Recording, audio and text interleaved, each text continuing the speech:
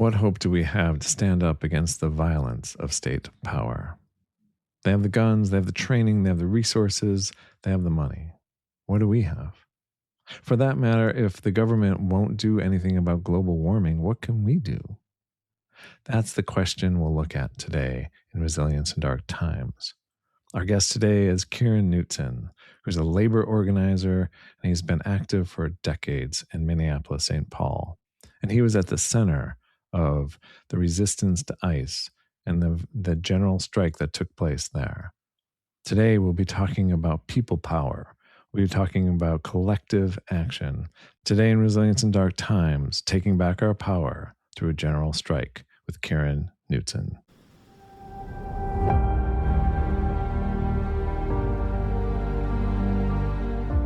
You're listening to Resilience in Dark Times. I'm your companion and guide, Michael Glavin.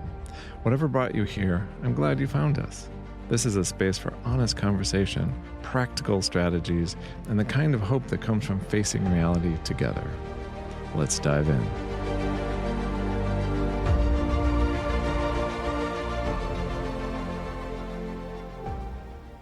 Happy May Day! Hello and welcome to this special episode. We have a special guest with us today, Kieran Knutson. He's an old friend and comrade. He's here to tell us the fascinating story about how Minneapolis-St. Paul were able to expel ICE and the CBP, the Customs and Border Patrol agents. It's a really detailed, really awesome story. He goes into all the details about, first the rapid response networks that grew up and out of the crisis that was happening, all the way through the mutual aid networks that grew, and all the way to culminating in a general strike. So without further ado, let me introduce Kieran. So Kieran Knutson is a call center worker in the telecom industry and elected president of the CWA Local 7250. Kieran is a longtime anti-fascist activist and was also one of the founders of Anti-Racist Action, a youth-based direct action anti-fascist network. Kieran lives in Minneapolis with his partner, who is active in the nurses union. They've raised 2 grown sons who are also active in the movement against ICE. Without further ado, Kieran Knutson. Kieran, it's great to see you. I'm so glad to have you on Resilience in Dark Times. Let me tell you a little bit about the podcast to give you a context for why we want to have you here and why I think you're really the best guest at this time. So Resilience in Dark Times, we look at resilience. How can one be resilient in the face of authoritarianism and climate change?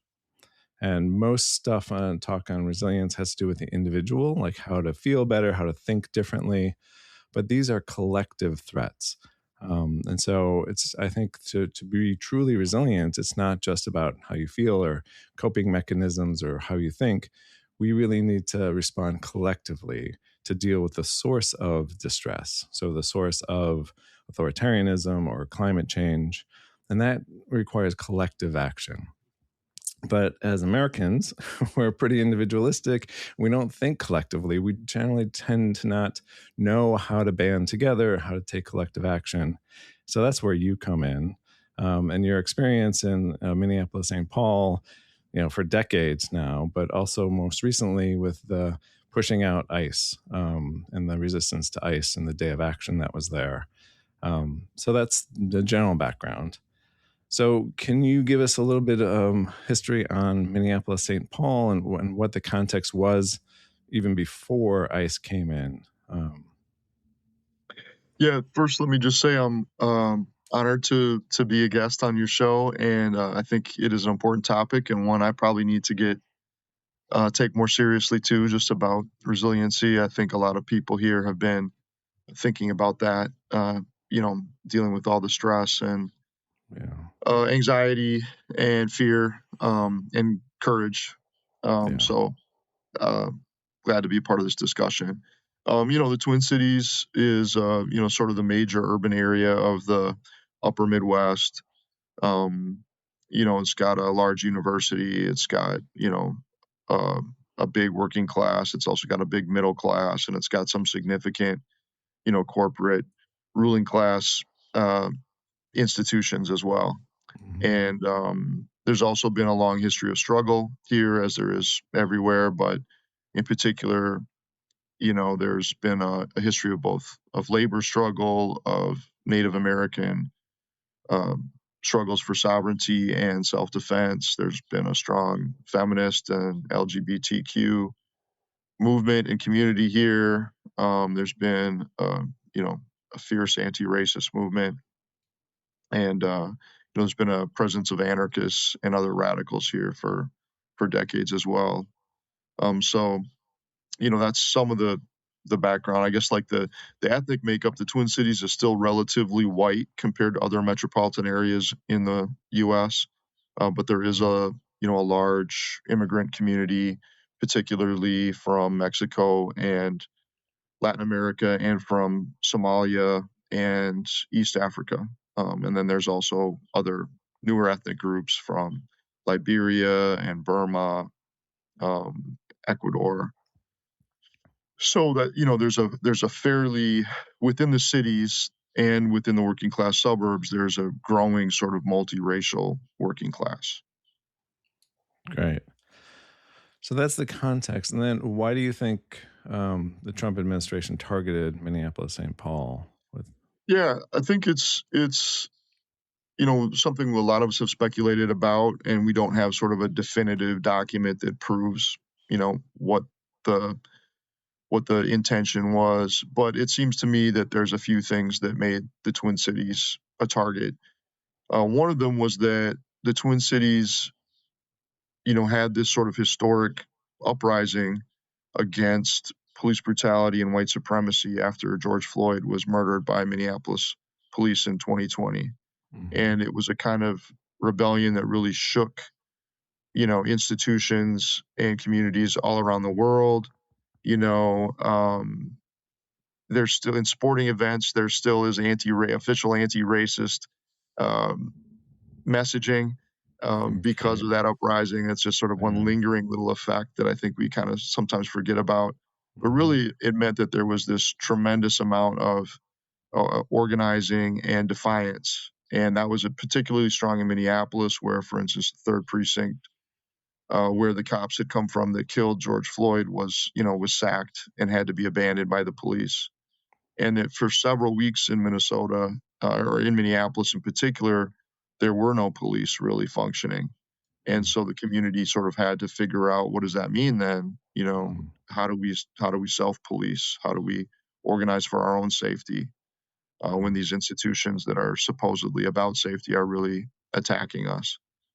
And I think that the ruling class was never content with how this has played out, especially the more right wing sections. Trump had wanted and encouraged a policy of opening fire on protesters during Right. 2020, and the Democratic Party leadership, which dominates politics in Minnesota, was smart enough to know that if they had done that, that people would have started shooting back, and that would Mhm. have opened up a whole other can of worms in terms of stability and being able to put down the rebellion. And so they had a different strategy that was more, a long-term one of co-optation and containment. Mhm. And that sort of has won out, but it has left the right wing dissatisfied with the results. And Right. so I think that was an element. The other element is just, uh, the Somali community in particular seems to have become something that Trump is obsessed with, for racist reasons. They're Mhm. obviously from Africa. They're a black ethnic group. They're Muslim. They're immigrants. So they seem to hit kind of all of the boxes that gets Trump's attention. Right. And I think they were hoping also that it would be sort of a group that would be easy to villainize across the U.S. Right. And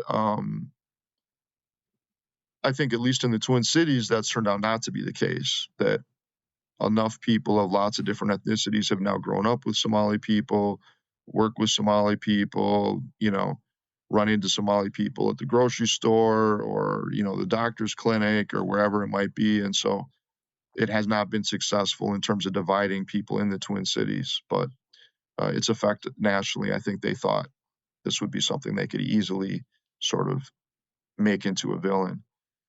And finally, I think maybe they thought that the Twin Cities was going to be easy in some sense. I mentioned before how the Twin Cities are still more white compared to other cities. I think there was maybe a sense that Minnesota was its liberalism and maybe its large middle class meant that people would not fight back in sort of a fierce way, as you can imagine what might happen in Chicago or Right. LA if they had started executing people in the street there. Mhm.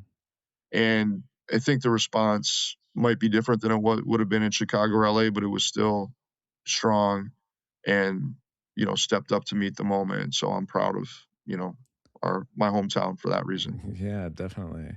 And we'll get into that in a little bit, but let's talk about the initial response because I think the initial response was similar to what we were doing here in Chicago in terms of whistles and going out and documenting what was happening. Mhm.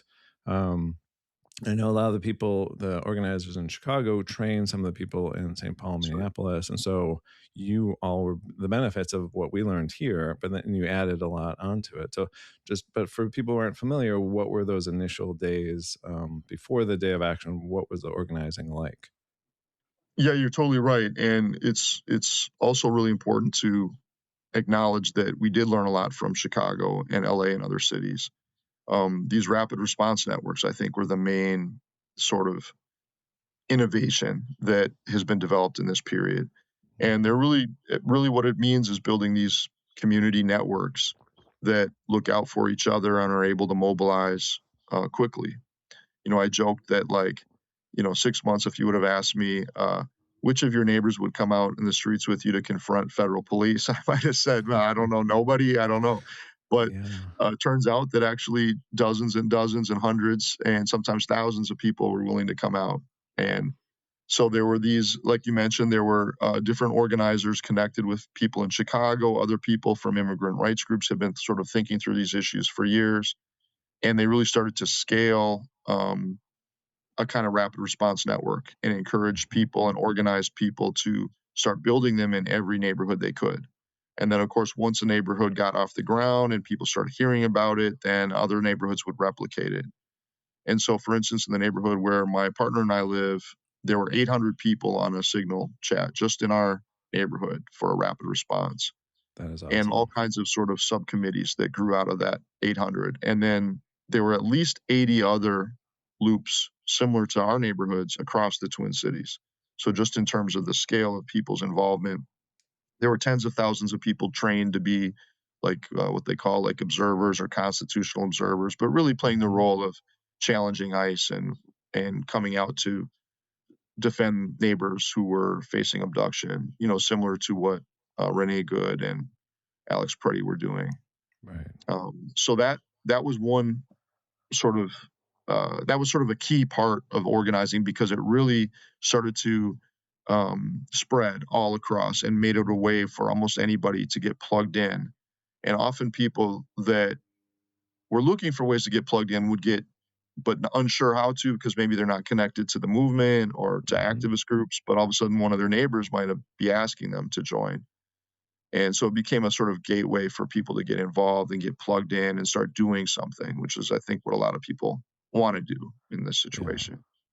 Can you talk a little bit about the different roles? Because like some people will be like, well, I don't want to be on the streets directly confronting ICE, but Right. so I can't get involved. But that's not true. There's many different ways that people have been getting involved. Can you talk a little bit about that? For sure. It was great to see not only, I mean, the networks were initially organized around the idea that we would come out to support people who were facing abduction in our neighborhood. But it Mhm. quickly morphed into more projects. For instance, there was sort of in order to coordinate ICE response, there were people that were watching them outside of the federal building where they were staging from, and then being able to communicate the license plates numbers, the number of vehicles, the description of the vehicles as they were heading out, And that made it easier for neighborhoods to understand when ICE was headed to their community or through their community. So there were people that were doing that kind of observation. There were also people that were observing the flights, the deportation flights. So we were able to keep sort of our own statistics and view of how many deportations were happening and how often, and when they were leaving MSP, the airport here.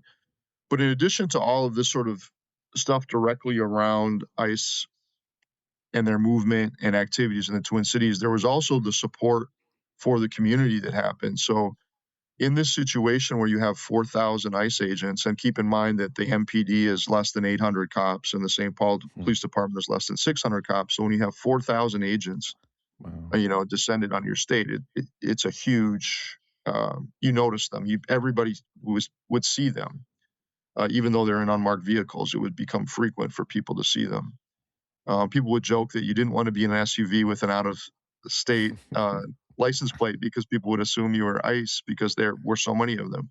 Yeah. But it also meant that so many workers, especially undocumented workers, and especially I would say Latino workers, a big part of the Latino working class in the Twin Cities just went underground, just stopped going to work and school for like 2 months.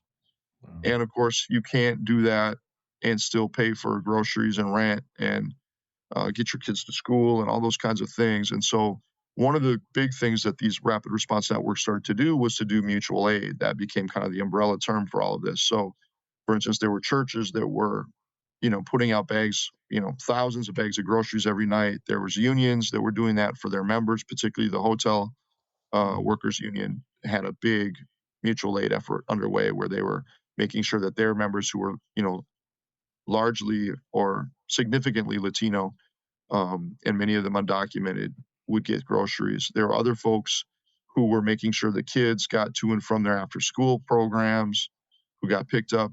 There was a school district in one of the suburbs that described ICE as using their students for bait, as bait to catch parents. Wow. So in that situation, it was useful to have people that were not, did not have concerns about citizenship to be able to pick up kids and get them home safely. So all those kinds of things were going on simultaneously. And some people were doing a lot of, doing several of those things, although we tried to sort of separate if you're going to be doing kind of confronting ICE, because ICE was taking down our license plates too. In fact, there were people who would follow ICE and then ICE would drive to their homes because ICE had they'd looked up people's license plates, and then sort of as a fear tactic, they would just drive to whoever was following them to their homes as a way of showing that they knew who they were. So we tried to keep those folks, or those vehicles anyways, separate from the vehicles that were doing mutual aid stuff because we didn't want to, and then there was the stuff that happened in the labor movement as well that I think we'll talk about more too. Yeah. And then there was the killings of Goodman and Preddy, right? And things sort of escalated. Was the day of action planning happening before that, or did it grow out of that? Like, because that was a serious escalation at that point. It was. So the history of that is that, really for a couple years now, a number of different unions have been trying to think about two things. One is how to converge our struggles together, because different unions in different industries have different contracts and expiration dates. And so we're all kind of fighting against the big corporate bosses, but on our own in different lanes. And so our strength is watered down in that way. So there was some discussion about, well, how do we start combining our struggles, even if they're against different employers? And then connected to that was the idea of, can we use our labor power in actions beyond just our contract expirations? In Europe and in Latin America, other parts of the world, it's not uncommon for unions to go on strike over political issues, not just over, bread and butter contract issues. You see that frequently in France or Brazil, for instance, where there might be a general strike around a policy, a government policy. So these discussions had been happening, and unions had been working together on joint mobilizations. And then there were also groups of, radical workers that had been starting to organize what we called workers' assemblies, which was a chance for people from across different unions, different industries, different ages and ethnic groups, different neighborhoods to get together around specific topics. So there was an assembly organized around when Trump was elected about what kinds of attacks are coming our way and how to be ready. There was an assembly organized around immigration and the specific attacks happening on immigrant workers. And there was an assembly organized around the general strike and the concept of a general strike and getting that idea out there. And a general strike, for those who don't know, is everybody going on strike together at once, basically, so that it generalizes the struggle across the society and really brings the economy to a halt. At least that's the idea of it. Mm-hmm. So these all were happening prior to Operation Metro Surge. And additionally, nationally, the United Auto Workers, under a new leadership, had been suggesting the idea of unions aiming for 2028 as a date to try and get your expiration dates lined up so that a number of unions in different industries could potentially strike together. But with Trump's election, we started to say 2028 is awfully far away. We might need to start thinking about being able to do this sooner. And then when the Operation Metro Surge was announced, we really started thinking, okay, we might be having to do this like this year. Let's start talking and thinking about that. And then when Renee Good was killed, we decided that actually we can't wait at all, and we need to pick a date and go into motion, and that's what happened with a number of the Twin Cities unions. Great. And then how did you do the organizing in leading up to that date? Like how did you convince your members that this is part of our struggle and other unions and Absolutely. So in our local, we had already started to do some education early in the ICE operation. They had arrested or they had abducted 2 Laotian men who were members of our union, but not our local, but of a sister local in St. Cloud at a factory that produces electric buses. And these 2 union brothers had been working in this factory for 20 years. They were both in their 50s. They had both come from Laos when they were preschoolers.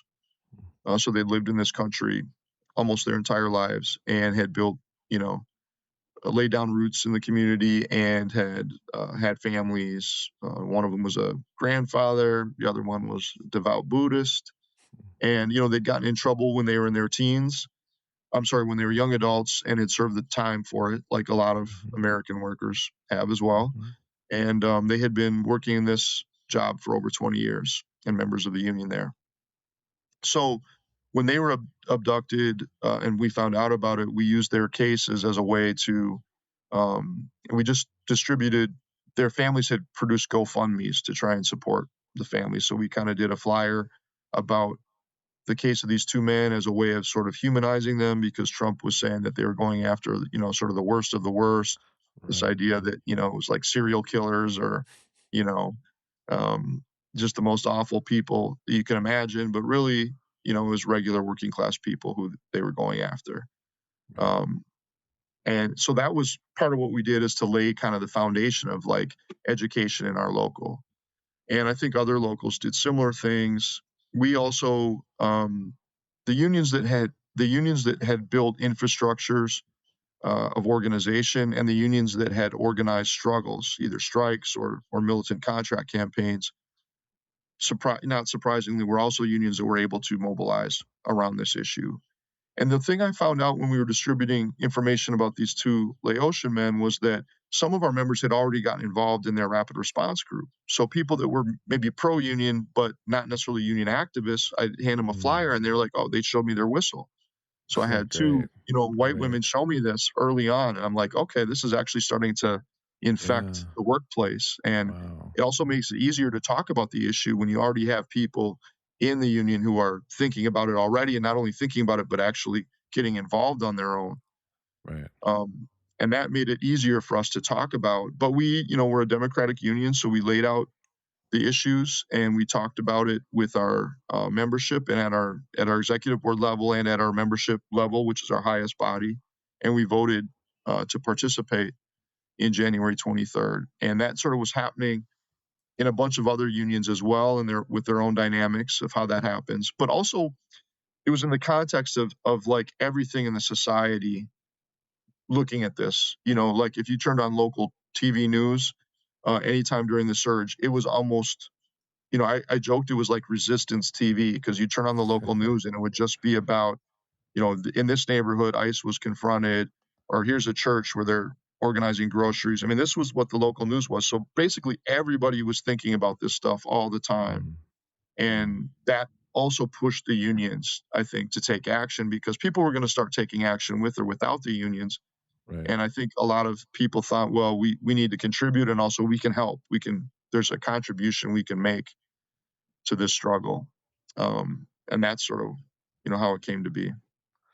That's really great and inspirational. I mean, we on the left talk all the time about how when the people take action and get out in the streets, then the leaders eventually will follow. So it sounds like it was similar in terms of Mhm, the unions didn't want to be left behind. They were like, mhm. oh, this is a movement now. People are taking action. People are out there. Let's join in with this. So it's safe politically to join in with what the workers want and what their own membership wants.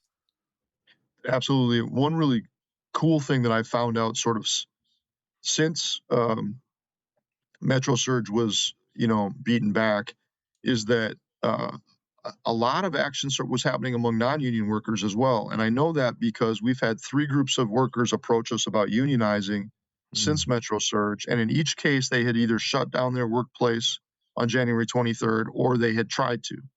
Oh, great. Um, and so that just shows there was like all this kind of autonomous activity happening, and also people that were starting to connect the dots in terms of like, hey, they were conscious of what they had just done. They had Mhm. organized their coworkers in order to take action, and so they were looking to be able to do that going forward as well. That is so inspirational. And so let's talk about the day itself. And I know it's been called a general strike, but I think in a lot of Yeah, ways it technically wasn't. So can you talk about that and like what you did and how it differs from a general strike or what a general strike would look like and all right. those details? Yeah.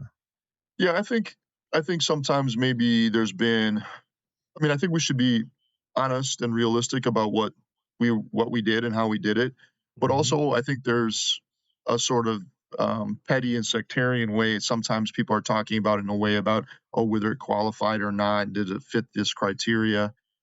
I'll just say that how it functionally happened was that many unions and also the broader movement put out a call for no work, no school, and no shopping. And functionally, how we did that, because most unions have contracts that include no strike clauses. That's the Right. general standard way contracts exist under US labor law, is that you do not have a right to go on strike unless your contract is expired. But what we did is encourage our members to use their time, use whatever mechanism they could to stay home and to be a part of the action that day. Great. And that's what other unions did too. So in some ways, it might be equivalent to like a sick out or something like Hmm. that. Right. But it got mass participation. And I'll just give a couple examples. In our local, and we represent telecom workers primarily, but also other groups of workers. In the retail stores that sell like cell phones and cell phone plans, um, we had got heard back from our union stewards that management was threatening people. Hey, if you call out on sick on January 23rd, we're going to investigate you. And Wow. so we got on their ass right away about it, managed, because that's illegal. People have Yeah. a right to call out Wow. sick, Right. and they Right. can't do that. And I think that, and also the rest of the pressure in the society, within 24 hours, management had totally changed their tune. They said, actually, the vacation books are open. Anybody who wants to take a vacation, because usually in the retail stores, only one worker at a time can be out on Right. vacation. Right. So they said the vacation books are open. And not Mm. only that, if you don't want to use one of your vacation days, you can have an excused unpaid day too. Wow. So that really made it much easier for people that were on the fence Yeah. about whether to participate or not to participate. Great. Many retail stores were only stayed open because management was kept running them. One of those stores we totally shut down. The call Mm. center that I work at had, I think, 85% participation. We represent a big group of video game quality assurance workers, Mhm. 300 workers there, and that facility just shut down completely because of the mass participation. People had indicated they were going to be out that day. So that's kind of the way it functioned, was kind of like a sick out, if you would. Yeah. Um, and I mean, I still, however, it qualifies as something, It whether we it call it a general strike or it a mass strike or it definitely whatever. It was a does. workers' action, Yeah. and it did catch the attention in the way that people had hoped, in both good and bad ways. I mean, there was a march of 100,000 people in like 15 below weather in downtown Minneapolis. Yeah, I saw that. It was amazing. It was so cold. It was really But cold. It wow. was like, where um, but I think it was amazing. Yeah, like you said, it was amazing that people turned out. And then we did a survey of kind of all of our workplaces, and we found that we had over 80% of our members stayed home that day. Wow. Wow, that's amazing. So I don't know. I think that was probably, we have a high level of organization in our local, and we've Mhm. stressed this and pushed it. So I don't know that other unions had the same kind of numbers, but I think that I know for a fact there was mass absenteeism at the airport, in transit, in the schools. So there was tons and tons of workers who participated. And what I was going to say about the reaction was that the next weekday, 60 Minnesota CEOs put out a letter to Trump basically calling for de-escalation. I mean, it was a very lame letter. It was very, Of course. but it indicated that dissent amongst the rich, and that they Yeah. they thought what was happening was creating instability, Yeah, and they had to so frame it. Yeah, sorry. no, no, so yeah, let's before we get to that, let's Yeah, for the people who don't understand, like, why general strike, like, why should people not go to school or go to work? How does yeah, that relate to, immigration? Can you talk about the theory behind it, like why sure. that can be an effective strategy? Yeah, totally. So the idea is that we can do protests, and we can do, lobbying and these kinds of things. But what kind of leverage do we really have as regular people? We don't have the millions and billions of dollars that the corporations have. We're not able to sort of buy politicians. We're not able to um, influence official policy in the way that the rich and powerful can. But what we do have is we have our numbers, and then we have our leverage in the sense of our labor, that our labor creates the profits, for these corporations, and that the withdrawal of our labor gets their attention very quickly because it can start cutting into their profits, which is their main motivating factor in almost everything they do.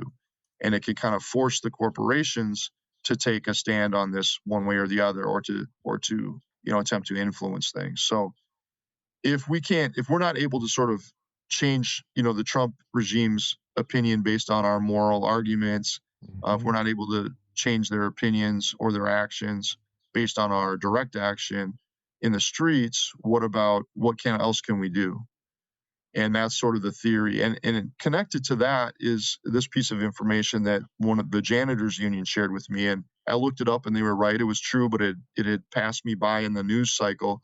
Was that when Trump was laying out his um, the cities that he wanted to ICE to do operations in. Initially, he had said San Francisco was one of them, and of course, San Francisco is Mhm. known as a liberal city and all that, so it made sense.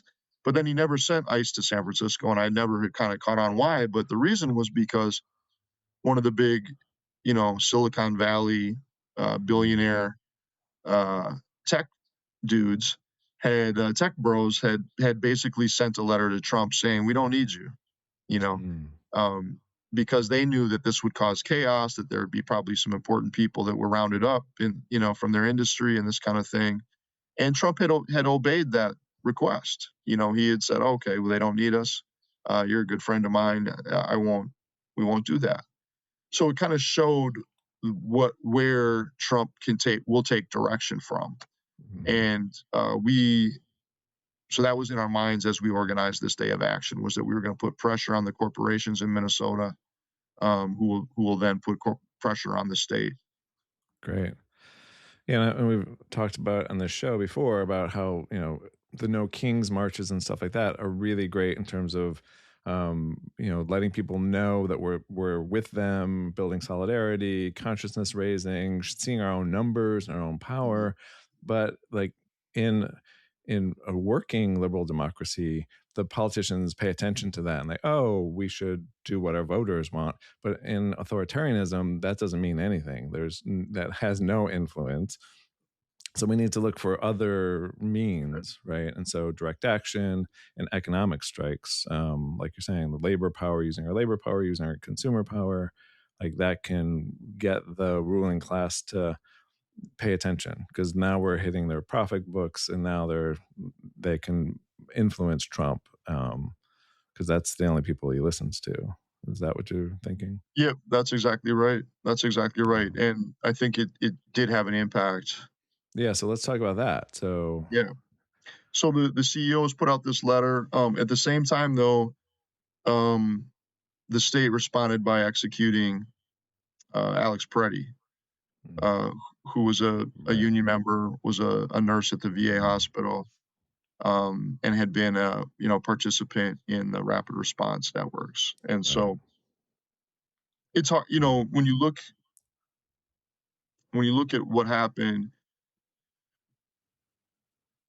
it's hard not to think that, because I think a lot of our discussion about ICE has been that ICE is this kind of rogue group of untrained, knuckleheads.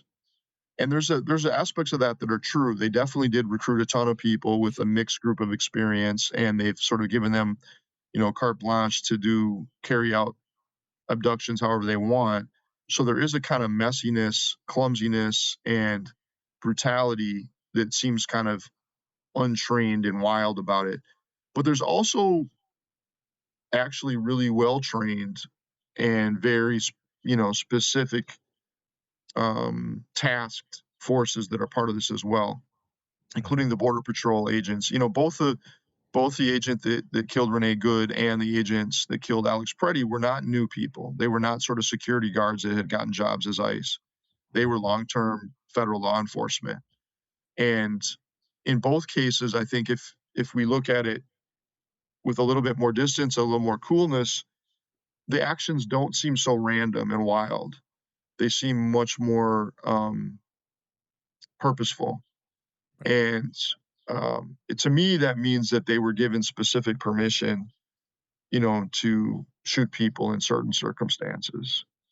And mhm, that when those circumstances presented themselves, they thought, for instance, Renee Good is in a vehicle and Alex Preddy had a firearm, although he was not holding it or carrying it and it was legal. Uh, mhm, that in those cases that they had permission to shoot somebody. And right, I think also the fact that the January 23rd was so powerful and, it had really turned the tide in terms of public sentiment. It showed this leverage that we had and put that on the table, for the corporations like, hey, if you want to keep having this happen, um, then then stay silent and it's going to keep happening. mhm, Um, that this felt like a response as well from from the feds, from the Trump regime, that they wanted to really, try and scare people, try and create fear, try and retaliate. And that, the standoff that happened with ICE over the next few hours after they murdered Alex Preddy showed that, this was it was a very disciplined and determined group of agents, that stayed to fight the community for several hours, just pumping tons and tons of mhm, tear gas into the air and rubber bullets flying and flashbang grenades. But they were doing so in a very organized and disciplined way, right. and not sort of in a Wild West, cowboy way. Yeah, that's my reading of it as well, that the brutality they exhibited was, but that was on purpose, and that's what authoritarians and fascists do, is they brutalize and they say, "We're gonna do this, you can't stop us." And so, they killed Mhm. Renee Good, and then they didn't back off. There wasn't an investigation. In fact, there was a cover up, and then they did it again just to say, we're just gonna do this, and we're gonna keep doing Yep. this. And so you better back down or else. But Minneapolis, St. Paul didn't back down. People Right. still showed up. Even more people came to the streets. Yeah, it's true. Heroic. heroic stuff from ordinary citizens, ordinary people, just getting out in the streets and doing what they can. It's very inspirational. Yeah, it was heartening. It would have Yeah, been, as sort of anxious and as you know, depressing and scary as it all was, it would have been so much more depressing if people hadn't responded the way they did. right, And that was right, really something that I think a lot of us held on to and was heartening and gave us mhm, strength and confidence to keep going. right.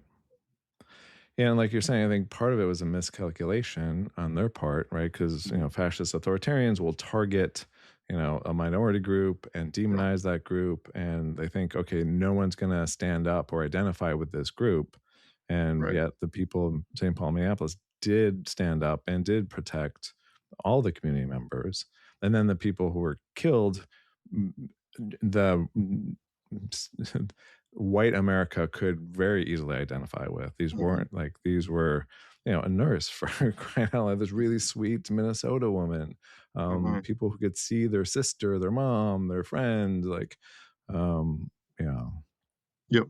I think that's all true and is representative of they very much, especially in Minnesota, I think people felt like they knew people exactly like right, Renee Good and Alex Preddy, and I yeah, think that and then also there was a real impact of the George Floyd uprising in the sense of sort of in a technical sense where people had created loops of communication mm, uh, that popped up in different neighborhoods when the police were off the streets, um, and people that had been resilient in terms of organizing actions and holding ground and holding space. mm, That all those kinds of lessons had been learned sort of on a mass scale in 2020. And so there was people that had um, that experience, and also people that maybe weren't a part of that experience because they were too young, or they were just weren't in that mind space, or or they didn't live here yet, or whatever it might be. But I think there's a lot of people who align with that now, who sort of psychologically hold on to what happened in right, 2020 as part of who the community is and who mm, they are as well. And that's really an interesting thing because I think it sort of it creates this expectation that we are going to try and do the right thing, even if it's mhm, scary, right, and we're not afraid to stand up. yeah, Um, and I think that's something that is not so easily it's not so easy for the state to take away from us. right, Like once right, that's really embedded itself in the culture, then then I think it's it's a great asset to have in terms of organizing and mobilizing and resisting. right. And the state sort of, the Trump regime showed its hand in terms of the authoritarianism of it. It's, the rhetoric is we're going after the worst of the worst, only the killers, and no, they're going against anyone who stands against them, right? So you can be a nurse and with a whistle and you're going to die, right? Like it Yeah, doesn't matter. And so then that that's a wake up call for everyone, right? So let's absolutely.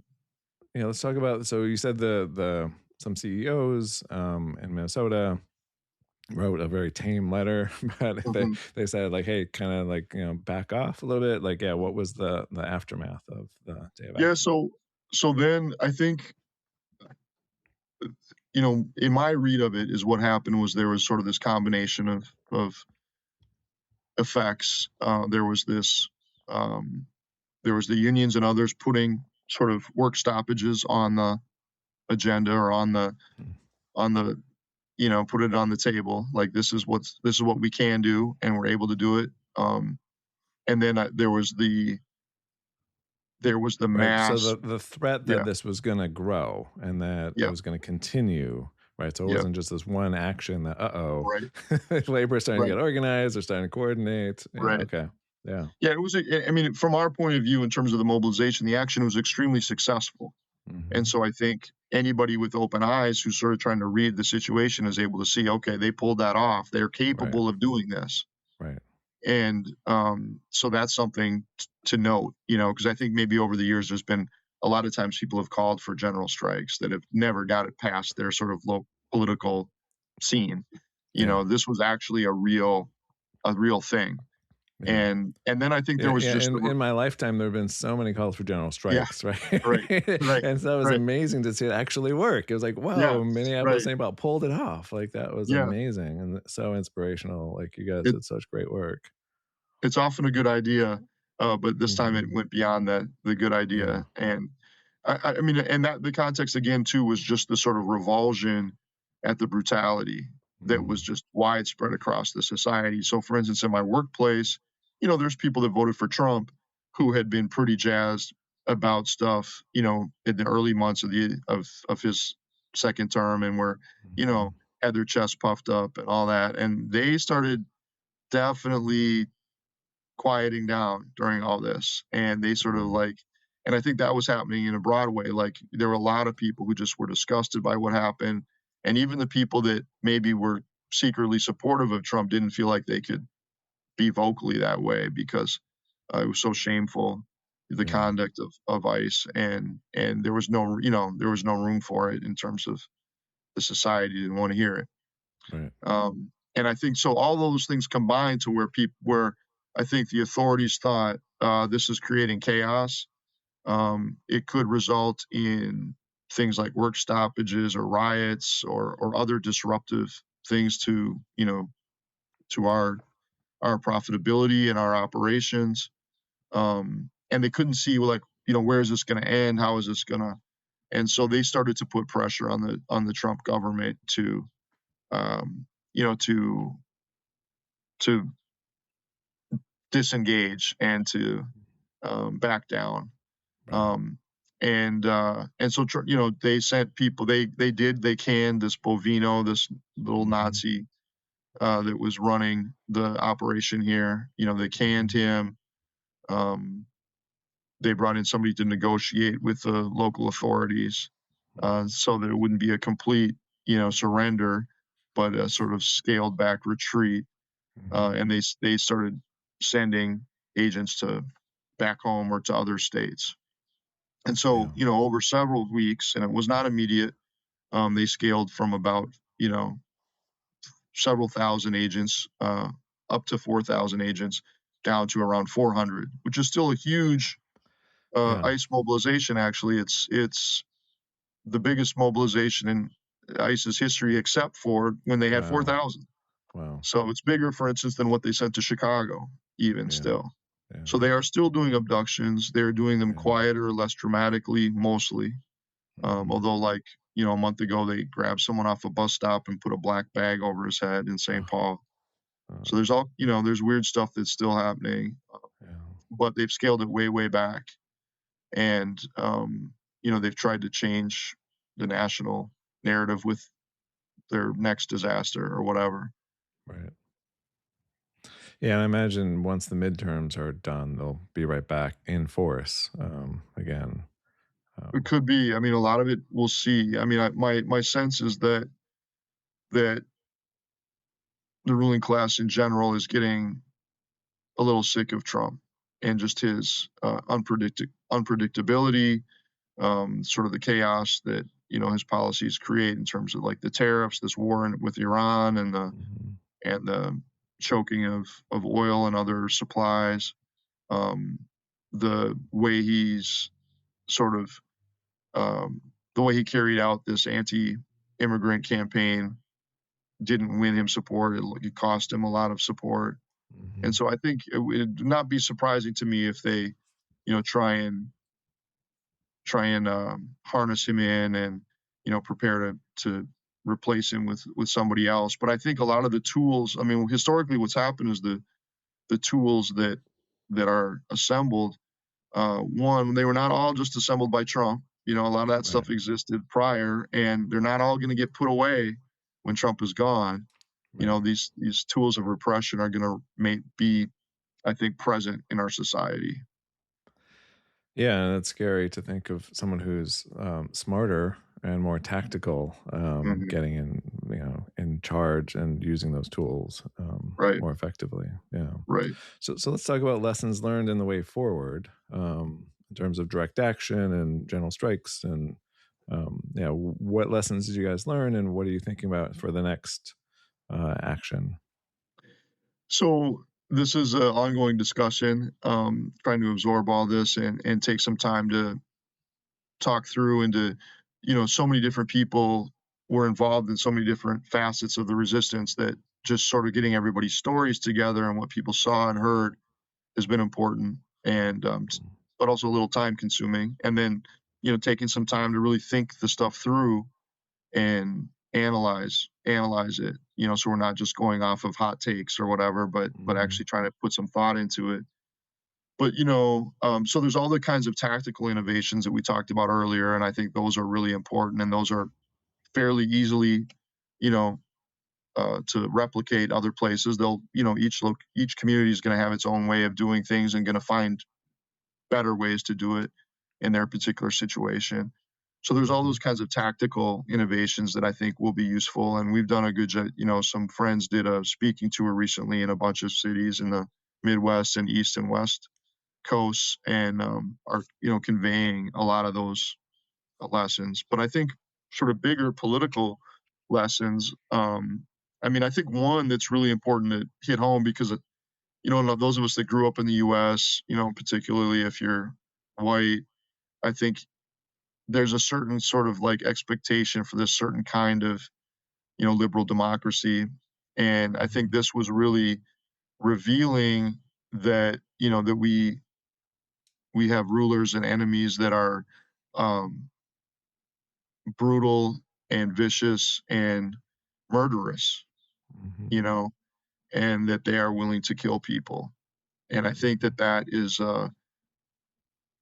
it's something that's really important to sort of really absorb and to understand in terms of how we're moving and organizing is that our enemies are capable of the most brutality. Right. And I think another lesson is that we can't and we shouldn't rely on a great savior to come fix the situation, whether it's a politician or anyone else. That even if you think that the political system is a place to have a struggle, um, it's not useful um, to make that the strategy when you're under attack. That in fact there was different lot of slogans came out of Minnesota or were used a lot. Like for instance, just sort of like no one is coming to save us, or Mm-hmm. who keeps us safe? We keep us safe. These were like Right. mantras that were repeated, by lots of different people from lots of different backgrounds. In big audiences, these were kinds of like center points of Mm-hmm. how people describe things. So I think the idea that we have to build our own infrastructure of resistance is important. And then the third thing is I think for those of us in unions or who would like to be in unions, that there is a real role to play for labor, and there is a lot of leverage that we could use to aid and support our sisters and brothers in a number of struggles, that are potentially applicable to lots of different situations. Trans people have been targeted by this administration, and I would not be Mm-hmm. surprised if that drum starts getting beaten louder and louder as we get closer to the midterm elections. Yeah. Um, and so I think we need to start developing movements that are willing and able to use that kind of leverage, even though we don't have the trust funds, we don't have the super PACs, we don't have the invites to the Mar-a-Lago or wherever it might be. We do have leverage in our labor and in our numbers, and Yeah. to try and use those effectively and boldly. Yeah. And what's your slogan for your union? What's your motto? Well, we talk about an injury to one as an injury to all, and we really Yeah. make it's obviously an old American labor slogan. I think it Mm-hmm. comes out of the Knights of Labor, going way, way back to the 1800s. But Yeah. the idea behind it is that any attack, it's not just an attack that could come back to us someday later. I think sometimes that's Mm-hmm. how people think about it. But for us, what it means is like if somebody is getting attacked, then we should understand that as an attack on ourselves as well. Right. And so we have an obligation to organize self-defense of ourselves and of our, of our cousins who are under attack. And I think we really we hammer that home. And I think Yeah. people generally like that idea. It makes sense to people that we need to stick together and have each other's backs. Yeah, that's solidarity and that's community. And that's really the community consciousness, so that we're all in this together. And if one person's attacked, we're all attacked. So we all need to respond collectively. And that's the situation we are in right now in terms of authoritarianism and global warming. We're all Right. under a threat. So we all need to pull together. That's So right. anything we haven't covered? Anything else you want to leave us with? I mean, I guess I do want to just say, how impressed and grateful, I was to just all the people and our members of our union, but also just different parts of the communities that stood up and stood strong. The Somali community was extremely courageous and brave and funny and somewhat fearless in standing up to ICE, and I think that really helped everybody get stiffen their spines a little bit. The Yeah. Native American community, in some ways, the people that should never have to worry about immigration, police of any kind, Mm, actually really showed up and helped, I think, clarify the politics mm, about this a lot. In terms of what mm. kind of who are these people to try and say who can be here and who can't. Right. Right. Um, and then like just all the young uh, queer folks Hmm. who've I think through their own experience have really found themselves feeling in solidarity with other people that are under attack and really mobilized. And just in every movement now, you see young queer and trans folks who are Hmm. kind of taking on responsibilities and initiative, and it's just super impressed to see. And all there were just I could there's dozens and dozens of stories that are Yeah. inspiring and heartening, and I'm just so grateful to all of those to everybody. Awesome. That's a great way to end it. So thank you so much for being here. I really, really appreciate it. Thanks, Michael. Appreciate you, brother. Yeah. Happy May Day. Okay, you too.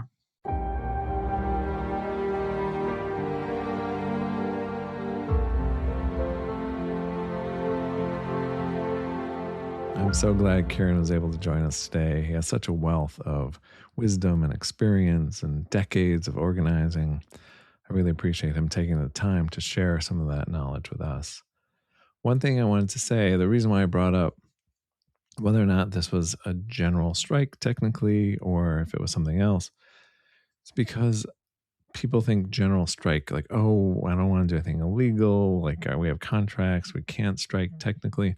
So, this is a way to take action, really effective action, without it being technically being on strike.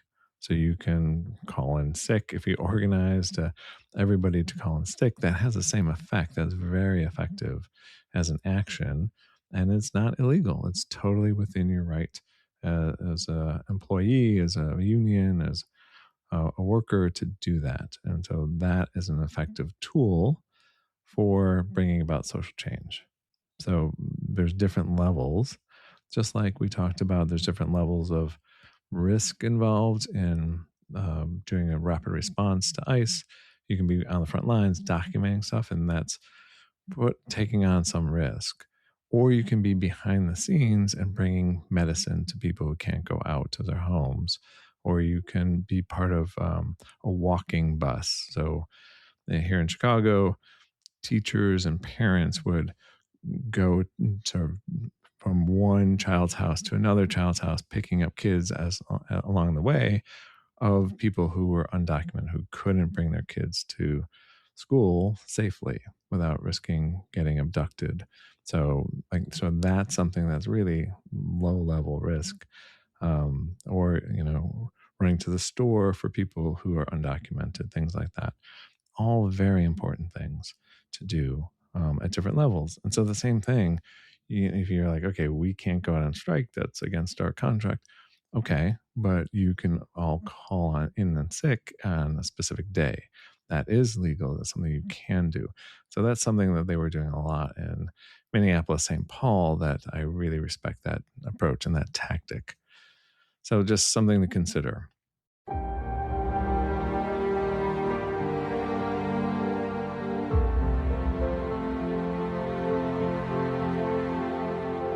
Our story today, it being May Day, comes from history.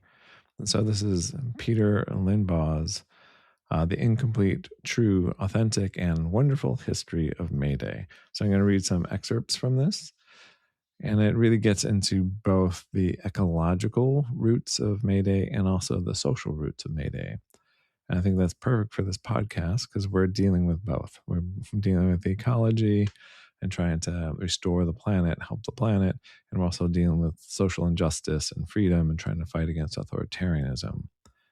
So I'm going to read a couple passages from this to capture both the ecological and social roots of May Day, which is being celebrated today, which is May Day. So this is talking about the beginning, the origins, and this is called the green. As late as Caesar's time, a person might travel through the woods for 2 months without gaining an unobstructed view of the sky. The immense forests of Europe, Asia, Africa, and America provided the atmosphere with oxygen and the earth with nutrients. Within the woodland ecology, our ancestors did not have to work the graveyard shift or deal with flex time or work from 9 to 5. Indeed, the Native Americans whom Captain John Smith encountered in 1606 only worked 4 hours a week. The origin of May Day is to be found in the woodland epic of history. In Europe, as in Africa, people honored the woods in many ways. With the leafing of the trees in the spring, people celebrated the fructifying spirit of vegetation, to use a phrase of J.G. Fraser, the anthropologist. They did this in May, a month named after Maya, the mother of all the gods according to the ancient Greeks, giving birth even to Zeus. The Greeks had their sacred groves, the Druids their oak worship, the Romans their games in honor of Floralia. In Scotland, the herdsmen formed circles and danced around fires. The Celts lit bonfires and hilltops to honor their god Beltane. And in Tyrol, people let their dogs bark and made music with pots and pans. In Scandinavia, fires were lit and the witches came out. Everywhere people went a-maying by going into the woods and bringing back leaf, bough, and blossom to decorate their persons, homes, and loved ones with green garlands. Outside, theater was performed with characters like Jack in the Green and the Queen of May. Trees were planted, maypoles were erected, dances were danced, music was played, drinks were drunk, and love was made. Winter was over, spring had begun. That is the green side of the story. Whatever else it was not a time to work. Therefore, it was attacked by the authorities. In 1550, an act of parliament demanded that maypoles be destroyed, and it outlawed games. In 1644, the Puritans in England abolished May Day altogether. To these work ethicists, the festival was obnoxious for paganism and worldliness. Philip Stubbs, for example, in Anatomy of Abuses, wrote of the maypole, "And then fall they to banquet and feast, to leap and dance about it, as the heathen people did at the dedication of their idols. The people resisted these repressions. Thenceforth they called their May sports the Robin Hood games, capering about with sprigs of hawthorn in their hair and bells jangling from their knees. The ancient Charauders of May were transformed into an outlaw community. Maid Marians and Little Johns. The May feast was presided over by, quote, the Lord of Misrule, end quote, and, quote, the King of Unreason, or the Abbot of Inobedience." The struggle was brought to Massachusetts. In 1625, Captain Wollaston, Thomas Morton, and 30 others sailed from England, and months later, taking their bearings from a red cedar tree, they disembarked at Quincy Bay. A year later, Wollaston left for good to Virginia. Thomas Morton settled in a spot he named Marymount. The land seemed a paradise to him. He wrote, "There are fowls in abundance, fish in multitudes, and I discovered besides millions of turtle doves on green boughs, which sat pecking of the full, ripe, pleasant grapes that were supported by the lusty trees, whose fruitful load did cause the arms to bend. On May Day, 1627, he and his Indian friends, stirred by the sound of drums, erected a maypole 80 feet high, decorated it with garlands, wrapped it in ribbons, and nailed to its top the antlers of a buck.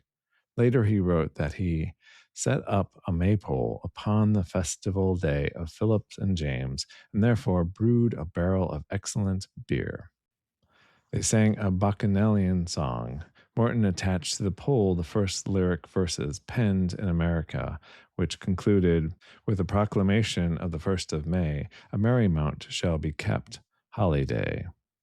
The Puritans at Plymouth were opposed to the May Day. They called the maypole an idol and named Merrymount Mount Dagon after the god of the first ocean-going imperialists, the Phoenicians. More likely, though, the Puritans were the imperialists, not Morton, who worked with slaves, servants, Native Americans, person to person. Everyone was equal in his social contract.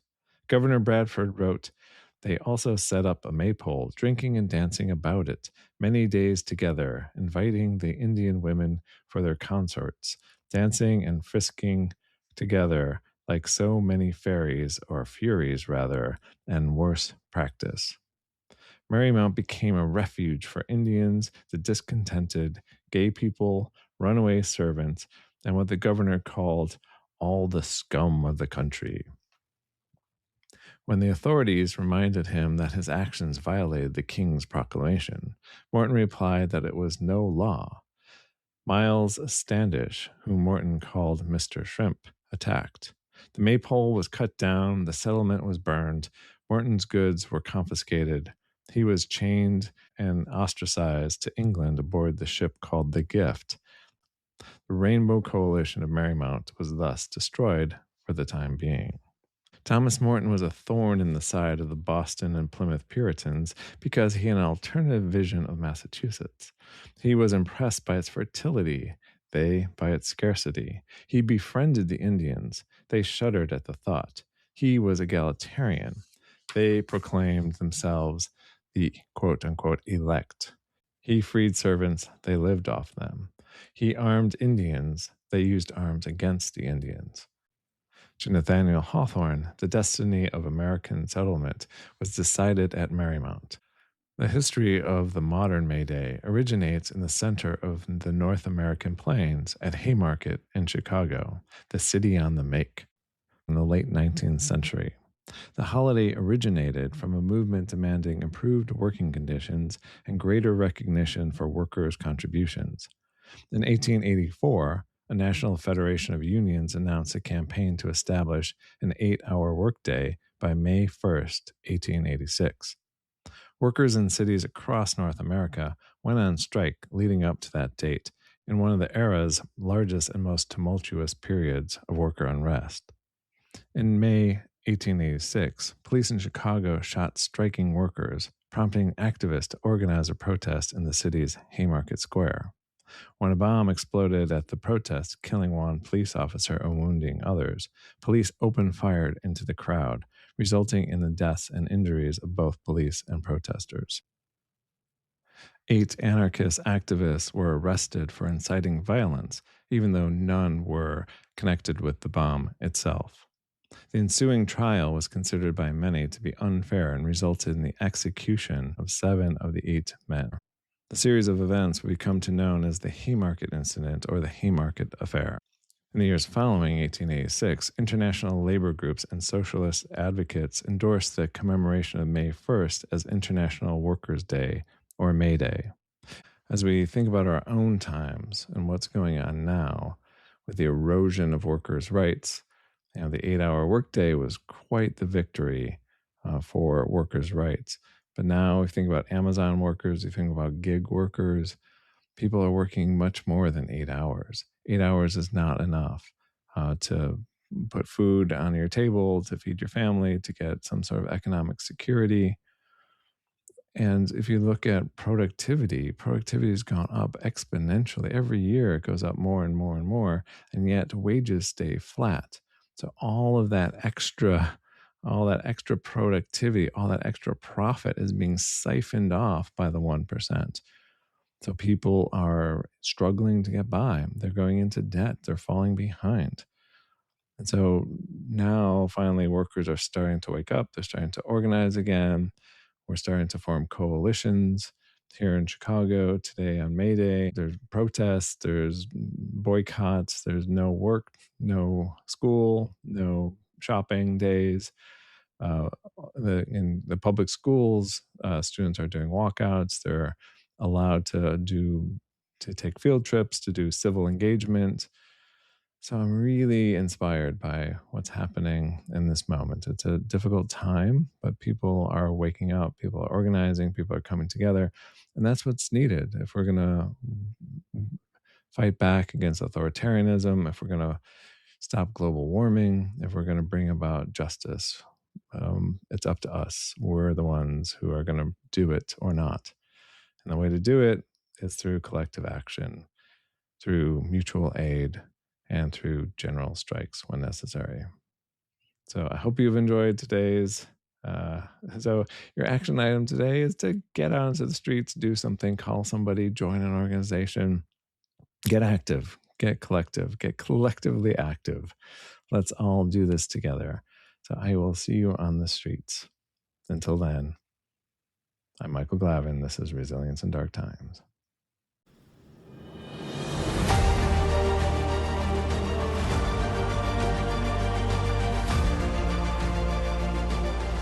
That's all for this episode of Resilience in Dark Times.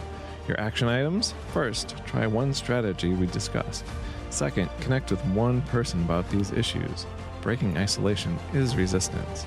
And third, leave us a review to help others find this community.